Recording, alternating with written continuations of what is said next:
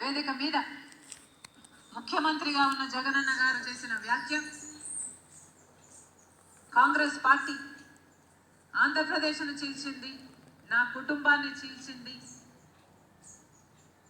దేవుడే గుణపాఠం చెప్తాడు అని పెద్ద పెద్ద మాటలు మాట్లాడారు.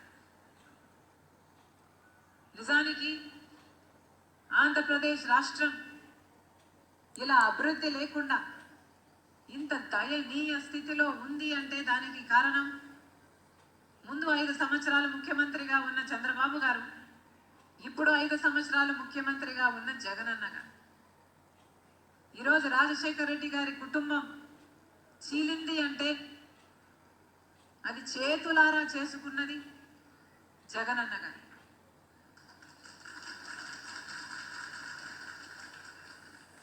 దీనికి సాక్ష్యం దేవుడు, దీనికి సాక్ష్యం నా తల్లి విజయమ్మ, రాజశేఖర రెడ్డి గారి భార్య.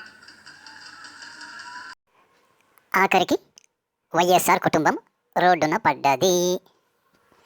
షర్మిల గారు అంటున్నారు, మా అన్నగారు అలా చేశారు, ఇలా చేశారు, దానికి సాక్ష్యం దేవుడు, దానికి సాక్ష్యం నా తల్లి విజయమ్మ, రాజశేఖర రెడ్డి గారి భార్య అంటున్నారు. విజయమ్మ అంటే అందరికీ తెలుసు, మరలా ప్రత్యేకంగా రాజశేఖర రెడ్డి గారి భార్య అనవలసిన అవసరం లేదుగా షర్మిలమ్మ గారు.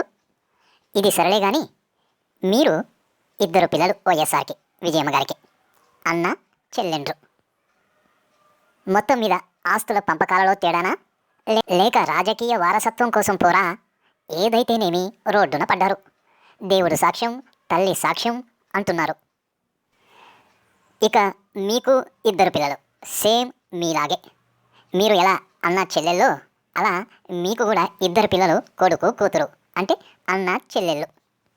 మొన్ననే వారికి పొలాలు గట్రా రిజిస్ట్రేషన్ చేశారు. సమానంగానే చేశారా, ఏమన్నా తేడా ఉందా?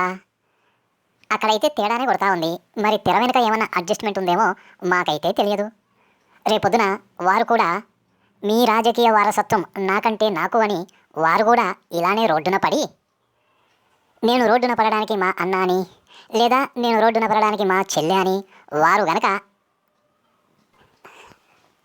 దీనికి సాక్ష్యం మా తల్లి షర్మిలమ్మ, అనిల్ గారి భార్య అని అంటే గనక ఎలా ఉంటుంది? అప్పుడు మీరు బయటకొచ్చి కొడుకు తరపునో కూతురు తరపునో సాక్ష్యం చెబుతారా? హతవిధి ఏంటి, పరీక్ష ఏంటి, పరిస్థితి అని బావురుమంటారా?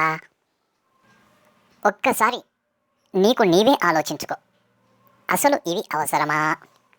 కుటుంబంలో ఒకరు ఉన్నారు కదా పొలిటికల్గా, ఎవరు లేకపోతే అప్పుడు రాజకీయ ప్రవేశం చేద్దాము అనుకుంటే ఏ ఇబ్బంది ఉండదు. అలా కాకుండా ఇంటిల్లిపాది రాజకీయాలు అంటే ఎవరికని ఎన్నెన్నని పదవులు వస్తాయి? షర్మిల గారు కొద్దిగా ఆలోచించండి.